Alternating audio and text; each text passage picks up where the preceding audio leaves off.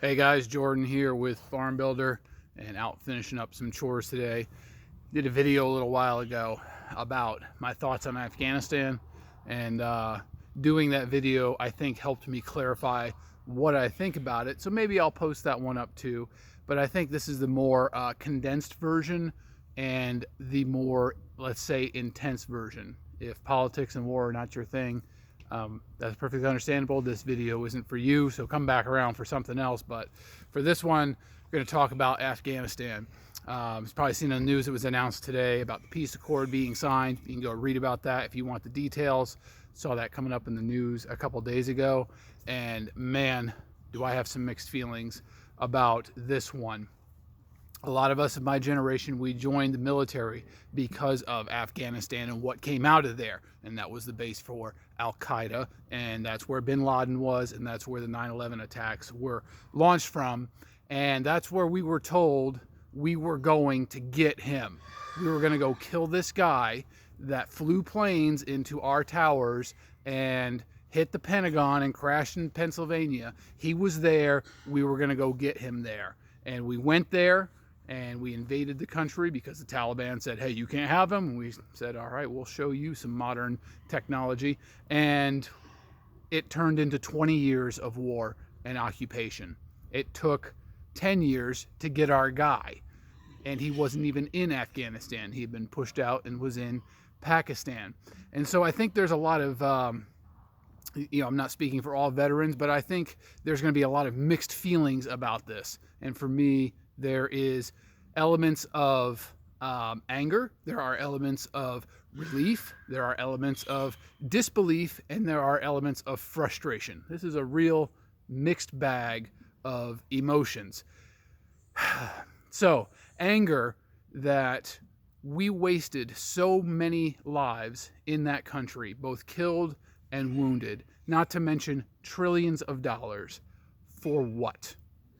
We were told after it turned into nation building that, hey, we're here for the mission of winning hearts and minds and building democracy in this country.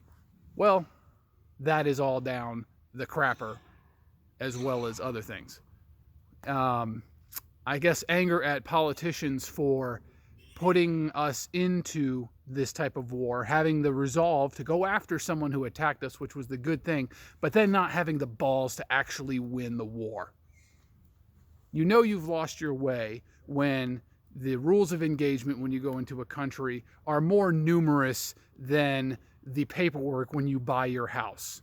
When you have to ask permission for certain types of weapon systems to be used, for certain types of targets to be engaged, that you can't call in air support if there are any buildings in the vicinity.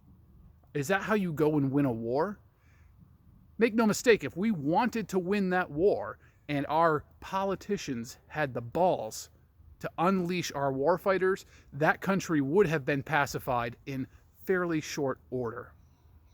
And so this is a failure, not of our military. We did exactly as we were told. And just to clarify, I did not go to Afghanistan when I was in. I know a lot of guys who did. It's something that's been near and dear to my heart. Serving in the military during wartime was something I wanted to do and had the honor and privilege to go do. The Marine Corps decided not to send me there, and I went elsewhere. But I think our politicians need to carry the most blame for, make no mistake, this failure. Afghanistan now joins Vietnam in our list of failure nation-building states and proxy wars and wasted lives and money. There's no victory for us here. There could not be a victory at this point. We lack the resolve to win, and we finally found the balls to get out.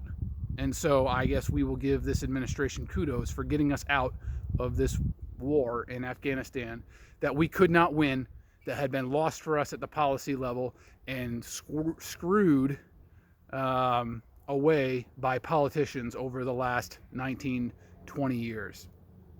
So a lot of mixed emotions on this one. We should have left a long time ago.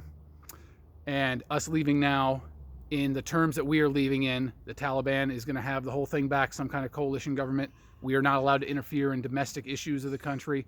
I'm sure there's going to be some kind of purge of American sympathizers, similar to what happened in Vietnam. Who knows? We'll see. It's going to turn into the Wild West, I'm sure. All that sacrifice, all of that, we're here for hearts and minds to build democracy, all of that is for nothing, as we have left Afghanistan, or will be leaving Afghanistan. And I think we have dishonored the sacrifice of our brothers and sisters who died there, believing in that mission, that we have now thrown that mission away because we did not have the resolve to complete it. So let me know what your thoughts are. Again, this is a shorter, more intense version of the other video. I think I know a little bit more what I think about it. There's no win here. We should have got out a long time ago. We should not have blown the money and lives that we did there. And certainly now we have dishonored the sacrifice of those who did in leaving. But what choice did we have? The pooch was screwed. The horses were out of the barn. Cat's out of the bag. Whatever metaphor you want to throw at it. And we need to be very careful as we engage the world in these kind of conflicts moving forward. Nation building does not work. And politicians who go around talking about that are frankly full of shit. So we'll get back to farming videos soon. It's getting dark here, so I got a few more things to do. Catch you guys next time. Drop a comment, like, share it if you'd like, subscribe. All that YouTube stuff, you know, that's supposed to like make you money and stuff. Go ahead and do that. We'll see you next time. Remember, get after it.